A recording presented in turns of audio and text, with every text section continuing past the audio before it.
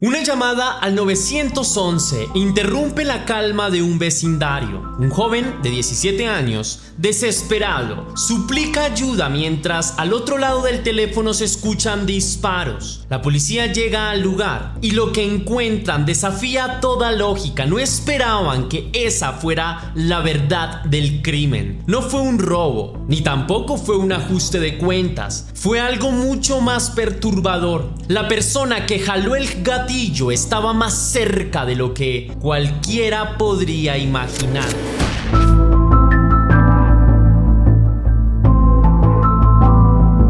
Pero antes de iniciar con el video de hoy, quiero enviar un saludo muy especial a Rafael Brothers, que me escribió: gracias. A ti, mi hermano, muchísimas gracias por tu apoyo, lo aprecio bastante. Espero que las cosas en tu vida pues vayan de maravilla, que todo esté muy bien, que goces de buena salud. Cuídate mucho y pues por supuesto pasa una feliz semana, mi hermano. Nuevamente muchas gracias. Ahora sí, la pregunta del día de hoy es: ¿has tenido conflictos serios con algún miembro de tu familia? Déjame tu anécdota en la caja de comentarios.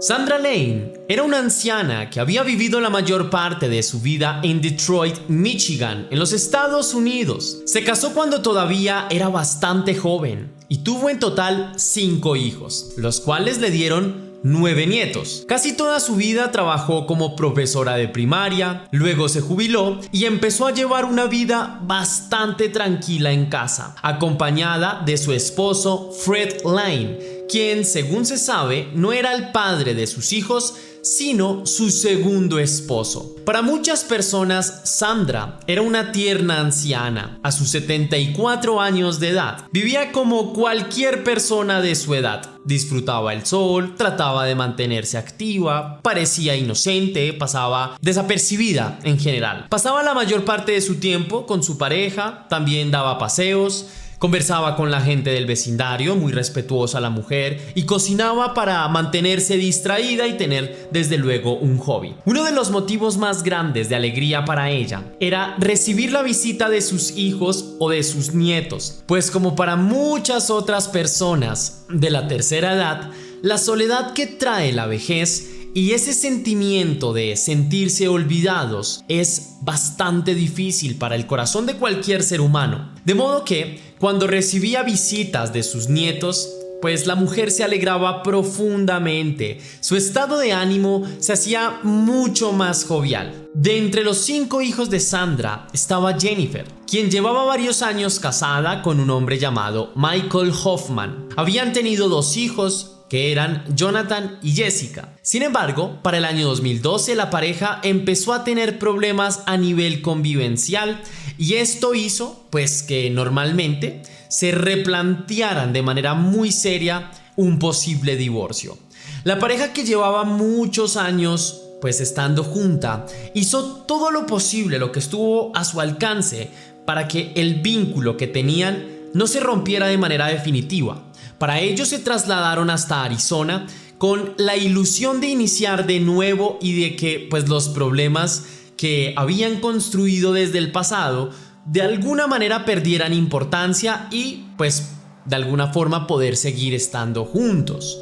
El cambio de residencia no fue una idea, digamos que acertada, y esta idea acarrió varios problemas para la pareja. En primera instancia, Jonathan, quien para aquel entonces tenía 17 años y cursaba su último año de escuela, se sintió bastante mal, pues había tenido que abandonar la escuela en la que había estudiado toda su vida y consigo a sus amigos y dejar sus relaciones interpersonales de lado, ¿no? Y pues de alguna forma no se podría graduar con sus compañeros que conocía desde que era niño y con los cuales había hecho planes, y esto terminó afectando su estado de ánimo de manera prudente, ¿no? Sin embargo, el mayor problema de aquel traslado no fue Jonathan en realidad, sino su hermana Jessica, pues la jovencita fue diagnosticada con un tumor cerebral, por lo tanto su estado de salud empezó a empeorarse progresivamente. Aunque la enfermedad tenía cura, la atención de sus padres se centró únicamente en el cuidado de Jessica. Jonathan jamás les reprochó a sus padres esto. De hecho, incluso los apoyaba a que estuvieran pendientes de Jessica, pues él quería desde el fondo de su corazón que su hermana saliera bien librada de esta terrible enfermedad.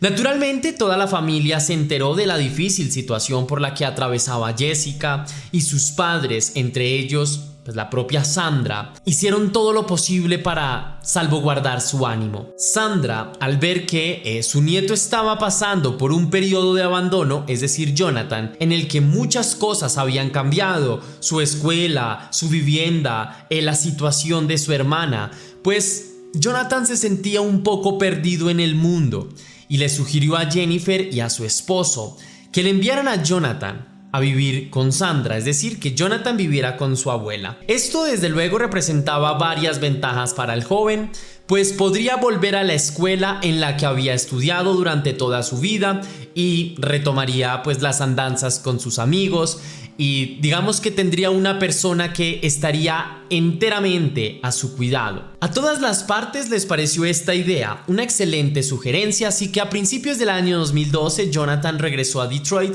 y empezó a vivir en la casa de su abuela. Los primeros meses de esta convivencia fueron prácticamente perfectos. Sandra y Jonathan se llevaban divinamente, el joven era sumamente carismático y socializaba muy bien con sus abuelos. Siempre, además, había sido un excelente estudiante, sacaba notas académicas bastante altas y digamos que en términos generales nunca le había dado dolores de cabeza a sus padres ni tampoco a su familia. Su personalidad era bastante sencilla y su pasatiempo preferido era pasar tiempo en la computadora. Sus cualidades para la computación eran bastante sobresalientes, pues era capaz, por ejemplo, de armar computadoras desde cero. La mayor parte de sus días transcurrían en el computador o si no, en salidas con sus amigos de la escuela, les gustaba salir a hacer deporte, sencillamente compartir con sus amigos. Hasta este punto todo estaba perfecto. Incluso ese año hubo un gran motivo de alegría, pues el joven fue aceptado en la Universidad de Michigan. Pero tras esta noticia, todo empezó a cambiar de manera bastante abrupta.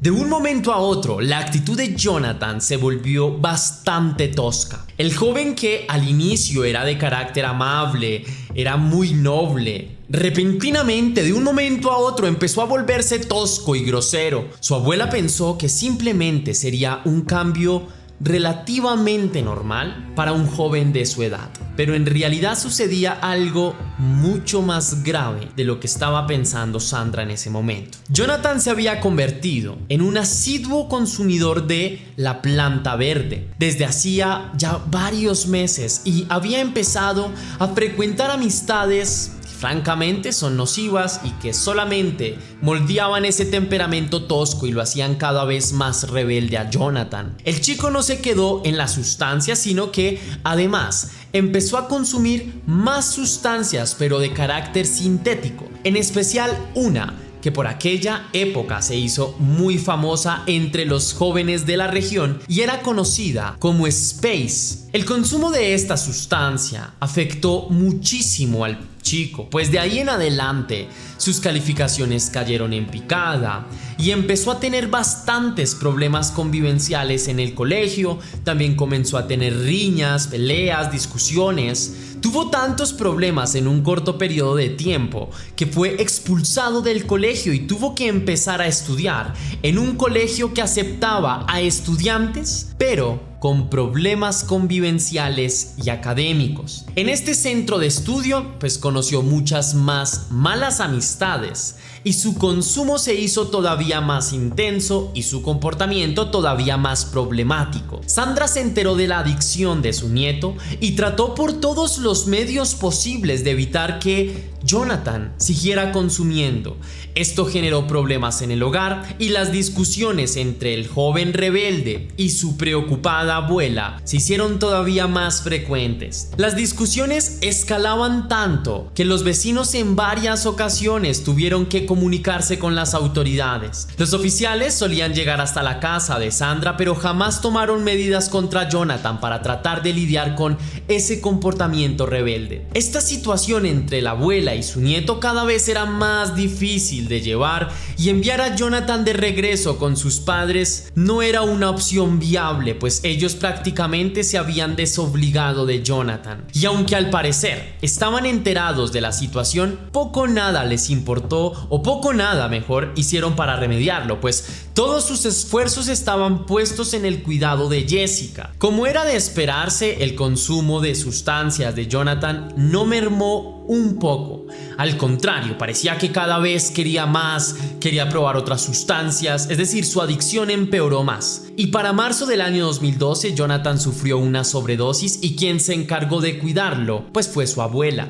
La mujer esperó que aquel susto hiciera reflexionar un poco a su nieto, esperó que los cuidados que ella le deparó hicieran que su actitud hacia ella cambiaran, que regresara a ese chico responsable y amoroso de antes. Pero nada de esto sucedió. Unas pocas semanas después de aquella sobredosis que Jonathan sufrió, pues el joven fue arrestado por la policía por porte ilegal de sustancias.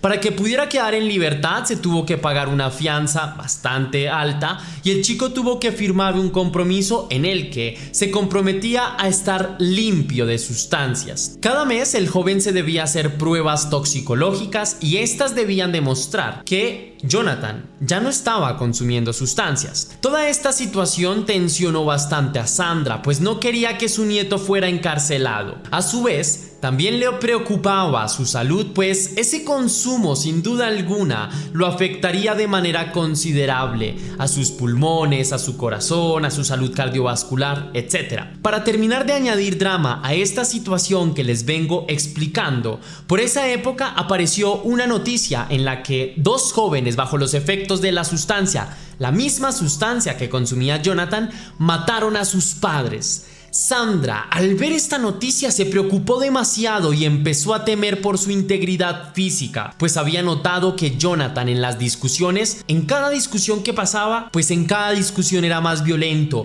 y su tono cada vez era más amenazante. De hecho, le faltaba el respeto con bastante frecuencia a Sandra. Por lo tanto, la inocente mujer de la tercera edad decidió tomar medidas y compró una pistola 9 milímetros e hizo un curso de manejo de armas. La pistola quedó oculta en la casa de la mujer, y ni siquiera Fred, que era su esposo, se enteró de que ella tenía pistola, y mucho menos sabía que había hecho un curso.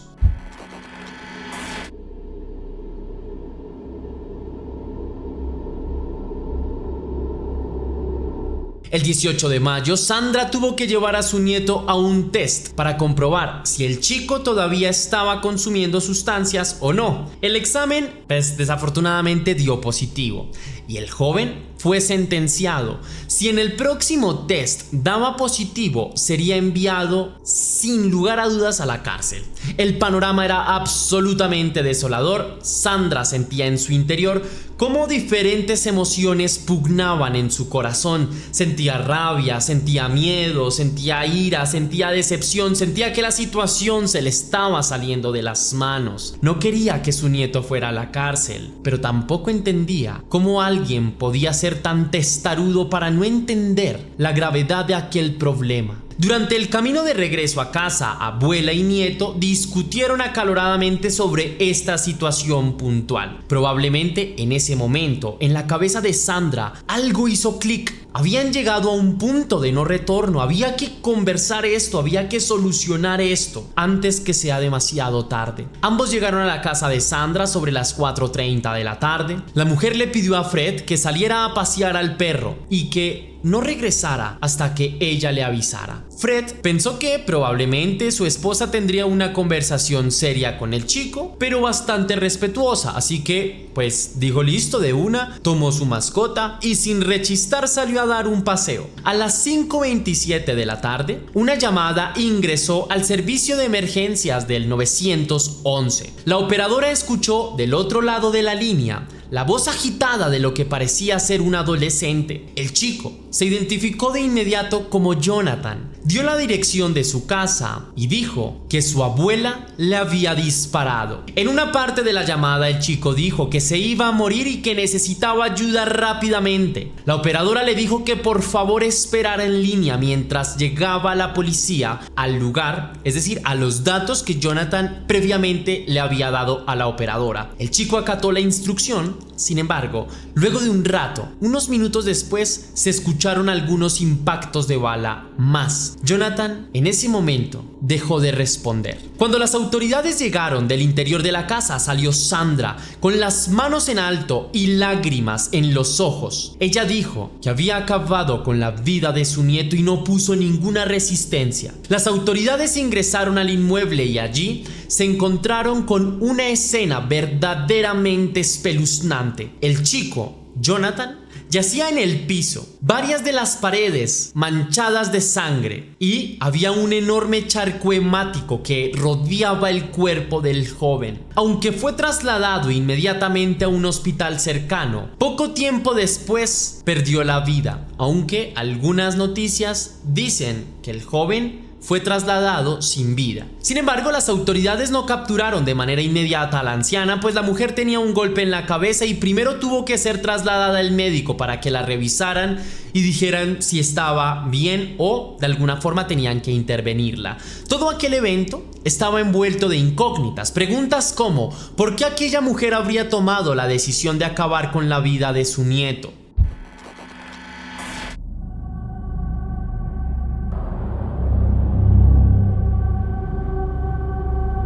En su testimonio, Sandra dijo que aquel día, luego de volver de las pruebas que le habían practicado a su nieto, ambos empezaron a discutir sobre la preocupante situación de consumo de sustancias de Jonathan. La mujer recalcó que ella se había acercado amablemente al joven y había intentado que reflexionara. Eso sí, antes de iniciar la conversación, había tomado su arma y la había escondido, pues como les dije, ella ya comenzaba a temer de la actitud de Jonathan. Según ella, el ánimo de Jonathan se tornó agresivo desde la primera palabra, pues supuestamente él no quería escuchar motivos y tampoco entendía la gravedad de todo aquel asunto. Para él quería seguir en las mismas andanzas y que la forma en la que estaba actuando era ejemplar. De un momento a otro, el chico se puso más violento y empezó a agredir a Sandra. La mujer, para defenderse, desenfundó el arma y la accionó contra el joven sin pensarlo dos veces, pues creía que o era su vida o era la del joven. Según el relato de la mujer, Jonathan empezó a perseguirla para intentar quitarle el arma de fuego y por eso había disparado varias veces. Desde la perspectiva de su testimonio, cuando el chico notó que no podría quitarle el arma,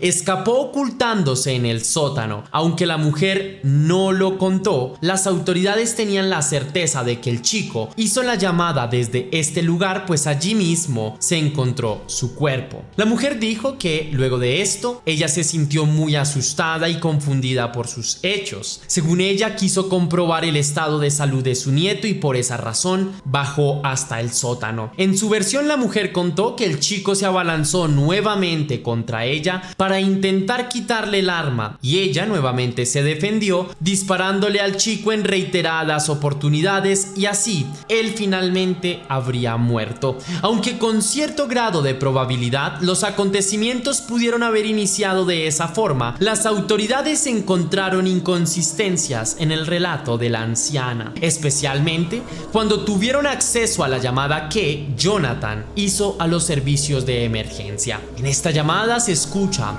que el chico estaba bastante asustado y él dejó abierta la línea. Cuando la anciana volvió a dispararle, no se escuchan señales de forcejeo ni de ningún otro tipo de confrontación, como Sandra explicaba a las autoridades. En la grabación solo se pueden escuchar los disparos y la angustiada voz del chico cuando decía que su abuela había vuelto para dispararle. Durante más de 2 minutos se escucha a Jonathan pidiendo ayuda. El audio es verdaderamente desgarrador.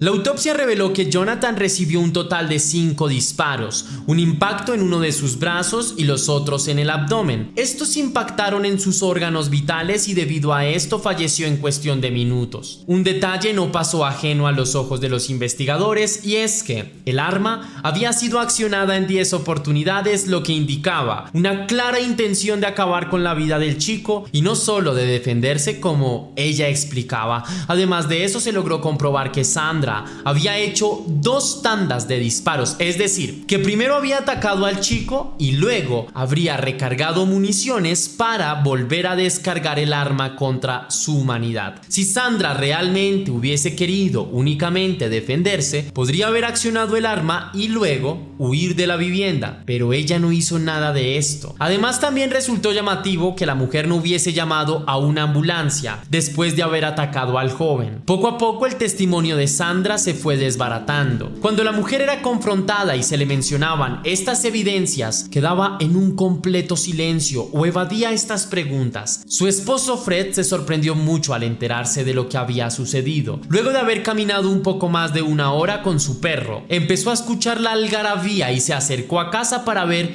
qué estaba pasando. Ahí se enteró que Sandra había matado a Jonathan, a su nieto. El hombre dijo que no estaba enterado de que ella poseía un arma y mucho menos que sabía usarla. Cuando fue interrogado acerca de los problemas de convivencia entre Sandra y Jonathan, el hombre confirmó que efectivamente el chico durante los últimos tiempos se había vuelto bastante problemático debido a su consumo excesivo de sustancias ilegales. Los padres de Jonathan también fueron interrogados y un detalle que dejó perpleja a muchas personas es que aseguraron que ellos no estaban enterados de los problemas entre el joven y su abuela. Tampoco eran conscientes del serio problema de consumo de sustancias por parte de Jonathan. La pareja aprovechó la ocasión para hablar pestes de Sandra y dijeron que siempre había sido una mujer egoísta y que siempre se había llevado mal con todo el mundo. De hecho, hasta aseguraron que la decisión de enviar a Jonathan con ella había sido muy difícil de tomar porque la convivencia con Sandra era muy complicada. Este relato fue contrastado con otras versiones que la policía